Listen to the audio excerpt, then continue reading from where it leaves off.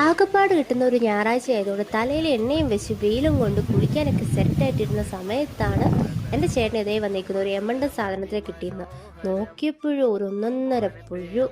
എന്ത് വലിയ പുഴുവാന്നോ! നിങ്ങളുടെ നാട്ടിൽ ഇങ്ങനെ ഉണ്ടോയെന്ന് അറിയത്തില്ല, ഇത്രയും വലിയ പുഴുവൊക്കെ. പക്ഷെ ഞങ്ങളുടെ നാട്ടിലുണ്ട് കേട്ടോ.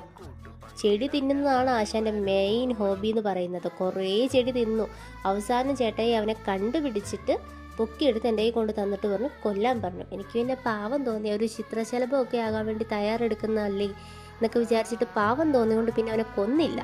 ഞാൻ കുറേ വീഡിയോസും ഫോട്ടോസൊക്കെ എടുത്തിട്ട് ഞങ്ങൾ ഈ വേലി എന്ന് പറയും, ഞങ്ങൾക്ക് അവിടെ അതിര് തിരിക്കുന്നതിനെ വേലി എന്ന് പറയും, ചെമ്പരത്തി കൊണ്ട് നടക്കുന്നത്. അപ്പം അതിൽ കൊണ്ടുവച്ചു. അവന് വളരുവോ ചിത്രശലഭമാകുമോ എന്തെങ്കിലുമൊക്കെ ചെയ്യണമെന്ന് വിചാരിച്ച് അതിൽ കൊണ്ടുവച്ചു.